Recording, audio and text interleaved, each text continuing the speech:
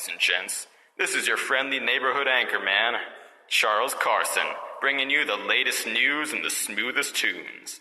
It is 2:23 p.m., March 7th, 1934, and we're getting reports of yet another squall of dust storms in the Midwest. Here's Jackson Warwick, one of our boys in Illinois. Jackson? Things are all wet down here, Charles, but I don't mean that for real. After the days of storms, there's enough dust on the ground to stand a spoon up on it. Local experts say, and I quote, the primary cause of the dust storms is brought by the early 30s, as well as the poor soil management during the Great War. But who knows if we can trust those eggheads, eh? Back to you, Charles. Thank you. Jackson, try not to breathe too much. Don't sweat it, Charles. I'm just peachy. The farmers out west aren't the only ones affected by this, folks. Already, hundreds of thousands of honest American men and women have been forced to leave their homes in the Midwest, both as a result of these dust storms and the lack of employment in the area. Here's a recording from a single mother in California. My name is Anna. I lived in Ohio for the first 24 years of my life, but after my husband left me and I lost my job as a seamstress, my 2 children and I had to pack what I had left into the jitney and move west. We didn't go hungry, but we lived lean. There were supposed to be more jobs in California, and I suppose there were. I'm working in a vineyard right now, but times are still tough. That's not as bad as my asthma acting up, but sad nothing less. A heartbreaking story. On a lighter note, the new horror flick King Kong premieres this Friday, and critics describe it as decidedly compelling. Everywhere he moves, he crushes out lives. Fay Wray and Robert Armstrong star. We are back in a few after these short messages. Are you a working man who wants his freedom expanded? If so, you're perfect for the new Ford Model T. It is an affordable and American-built piece of fine engineering. These cars allow you to travel further, work more, and accomplish things you wouldn't be able to do without.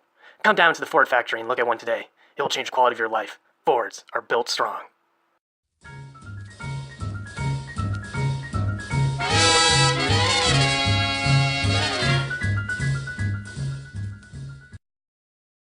And we're back, cats and dogs, with more good news for people who like bad news.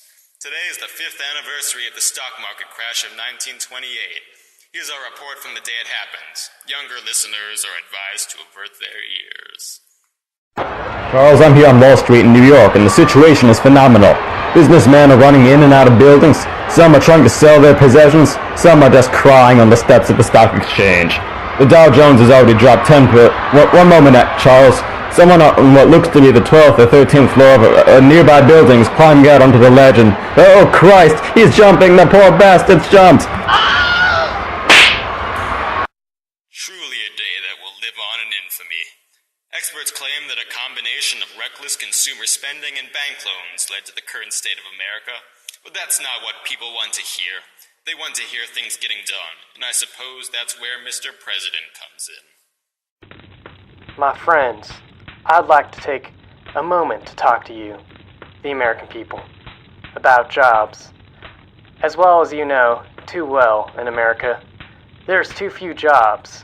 Hopefully, you or a family member has been helped by a government organization like the WPA or the CCC. Laying roads or building lounges. Critics might say I'm no different from those dirty Soviets, but isn't it an honest job for the government to provide better than no job at all? I'm sure all the children with a dinner in their bellies because of the WPA will agree. With the help of the New Deal, I can guarantee a chicken for every pot and pot for every chicken. Not everyone supports the president's programs, of course. Father Charles E. Coughlin, America's resident rabble-rouser, calls FDR the great betrayer and liar, saying his programs have been driving the farmers from their homesteads and the citizens from their homes. The good father, and many other Americans, believe the president's policies give too much to the bankers and big business fat cats who got us here in the first place. Coughlin's a bit of a kook, but it's an interesting listen for our listeners who dislike the Jewish population. Back in a few. Of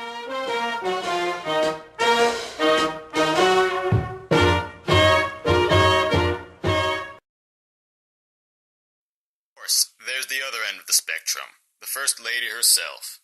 She, of course, stands behind her president's policies. Here's a narrated section of one of her My Day newspaper columns. Today, while I was riding the train home, eating the beef goulash that they served, I could hear the shuffling on the roof from the hobos that were on board. It saddens me to think that there are so many people that have been afflicted by this travesty. I wish these people the best of luck in trying to secure themselves a job. While my husband is trying to repair the damages caused, the government is a slow-moving machine, and it will take time before these people are able to have productive lives. There you have it, folks, straight from Mrs. President herself. It's getting late, so me, Charles, and all of us here at Radio Carborough wish you a fond adieu until tomorrow, same time. And remember, listeners, especially to the children out there, if anyone offers you a copy of the Communist Manifesto, just say no.